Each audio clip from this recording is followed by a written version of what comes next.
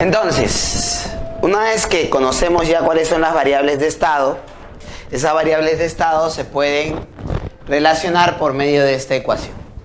Entonces, la primera observación, ¿no?, de un curioso: oye, Eleazar, demuestra la ecuación.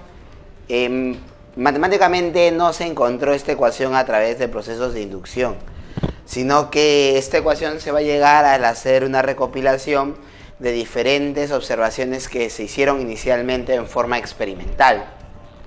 Lo habíamos comentado antes: la ley de Boyle, la ley de Charles, la ley de Gay-Lussac, ¿no? Estas tres van a ir relacionando cómo varían dos cantidades cuando una permanece constante, cuando hablamos de presión, temperatura y volumen. Y al momento de ir relacionándolas y juntarlas con la idea de Avogadro, ¿no?, se va a formar la ecuación de estado, ¿no?, que viene a ser presión, volumen igual a una constante, el número de moles y la temperatura. Ahora, esa constante se conoce como la constante universal de los gases ideales, y esta ecuación también se le conoce como la ecuación de los gases ideales, ¿no?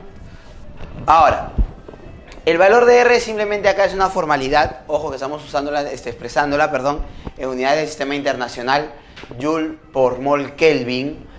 Entonces eso significa que si yo voy a usar este valor, cuando vaya a reemplazar en la constante, la presión va a tener que estar en pascales, el volumen en metros cúbicos, número de moles, mol, y temperatura en Kelvin, ¿no?, que es lo que habíamos comentado. No tanto la presión como la temperatura son absolutas.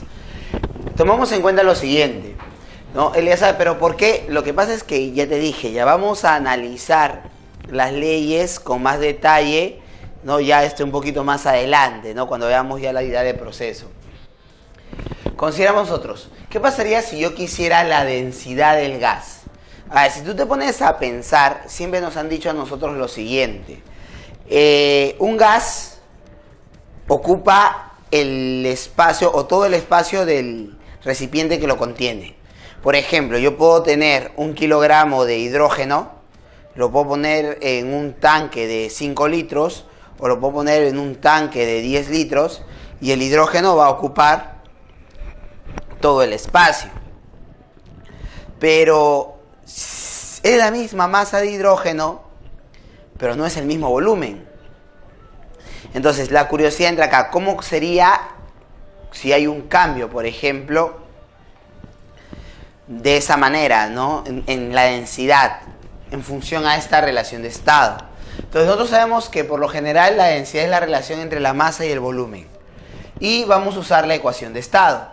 A ver, ¿qué era lo que nosotros habíamos dicho cuando habíamos analizado hace ratito el número de moles? N, que es el número de moles, era igual a ¿quién? ¿Te acuerdas? ¿Sí te acuerdas, no? Era la masa entre la masa molar, y eso está, ¿no?, por ahí atrás, ¿no? Así. Entonces, mira, acá tienes volumen y acá tienes masa.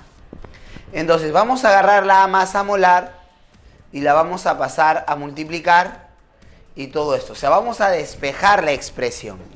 Yo quiero despejar la densidad, la expresión de la densidad. Si quieres despejar la expresión de la densidad, tendríamos nosotros que debe ser la masa entre el volumen. Ya. Pero la masa entre el volumen de acá sería, ellos dos deberían pasar, y entonces me estaría quedando la presión, la masa molar, ¿sobre quién? Sobre la constante universal por la temperatura. Entonces ahí tendríamos una forma para poder determinar la densidad del gas, ¿no? Entonces nos damos cuenta, por ejemplo, una de las cosas que podemos tomar de acá es que la densidad es inversamente proporcional a la temperatura, si te das cuenta. La presión, imagínate que esté esa presión constante. Si yo estoy a presión constante, la masa molar es constante, L es la constante universal de los gases ideales, por lo tanto la densidad es inversamente proporcional a la temperatura. No es una idea, entonces por eso nosotros consideramos, por ejemplo, la rapidez del sonido en el aire depende también de la temperatura a la cual se encuentra el aire, ¿no?, porque cambia su densidad, no es una idea, ¿no? Y eso, por ejemplo, lo preguntó la San Marcos, en una pregunta de verdadero y falso, ¿no? De correcta e incorrecta, la proviene en el examen de admisión, ¿no? Y preguntaban si es que la rapidez de propagación del sonido, ¿no?, era dependiente de la temperatura, y si la rapidez de una onda, nosotros sabemos que depende de la densidad de la sustancia, nos damos cuenta que la densidad de un gas depende de la temperatura en la cual se encuentre. Entonces sí había una relación.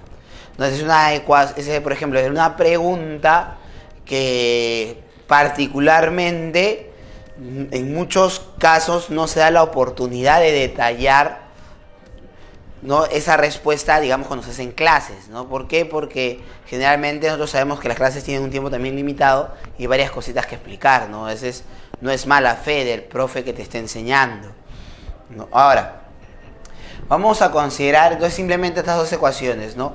Por lo general la gente acostumbra a despejarla, ¿no? Dice la presión por la masa molar sería la densidad por la constante por la temperatura, ¿no? Generalmente se expresa de esa manera. Rho, este es el símbolo Rho por si acaso, ¿no? No es una P, es el símbolo que usamos en física para poder representar a la densidad. Ahora, vamos a considerar eso. ¿Qué pasa cuando el número de moles es constante? Mira por acá. En este caso, lo que yo he representado es un espacio tridimensional, que ya cuando ingreses algún día a la universidad, te vas a dar cuenta que es una representación, digamos, muy elemental al momento de empezar esta parte de la termodinámica. Tomamos en cuenta nosotros esto. ¿Qué es lo que nosotros tomamos en cuenta? Que cada punto en este espacio tridimensional representa un estado. O sea, A es un estado, B es un estado. Considerando que el número de moles es constante, entonces simplemente faltaría definir la temperatura, el volumen y la presión para poder definir nuestras variables de estado. Entonces, por ejemplo, está a una temperatura A, tiene un volumen A y tiene una presión A. Igual que él, ¿no? Él también tendrá una temperatura B, un volumen B y una presión B. Entonces, esto que está acá simplemente representan las variables de estado. Ahora, yo sé, por ejemplo, según la ecuación, ¿no?, de estado que está acá, mira, presión volumen igual a RNT. ¿Qué pasaría si yo quisiera el número de moles? O mejor dicho, como el número de moles es constante, de esta ecuación que está acá, voy a despejar mejor el Rn. ¿Por qué el Rn? Porque él es una constante y él está invariable según las condiciones que estoy estableciendo. Entonces, ¿qué me estaría quedando del otro lado de la ecuación? Presión, volumen sobre temperatura. No, simplemente a él lo mandé a dividir. Nada más. Entonces, a ver, si yo estoy considerando que esto de acá va a ser una constante, entonces, ¿cómo puedo relacionar este estado con este estado? Fácil. Sería, por ejemplo, que la presión de A es la la presión de A por el volumen de A sobre la temperatura de A sería igual a la presión de B por el volumen de B sobre la temperatura de B, ¿no? Y esta ecuación que está acá, seguro tú la conoces ya de tus clases de química, ¿no? En química, esto de acá se hace cuando analizan gases ideales, ¿no? Entonces, ¿eso que está acá va a ser útil? Sí. Sí va a ser necesario cuando hagamos física, ¿no? Es más, ¿no? En el último examen, ¿no?, final que ha tomado la CEPREUNI,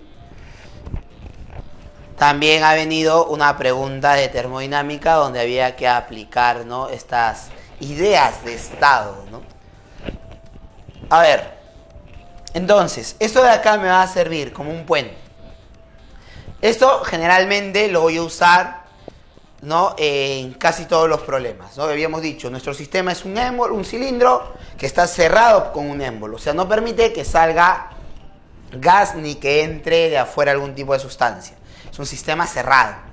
Y de esta parte que está acá, nosotros nos damos cuenta de que cuando esto de acá es constante, el número de moles, yo puedo relacionar este estado con este estado a través de esta relación. Ya directo, ¿no? Para no estar usando toda la ecuación dos veces, tal vez. Más práctico de frente con esto. Y de ahí vamos a ver un par de cuestiones particulares, ¿ya? Pero antes de eso vamos a analizar. Si ya sé que es un estado termodinámico, podría considerar, ¿no? que es un proceso termodinámico, ¿no? Sería lo siguiente que me tocaría.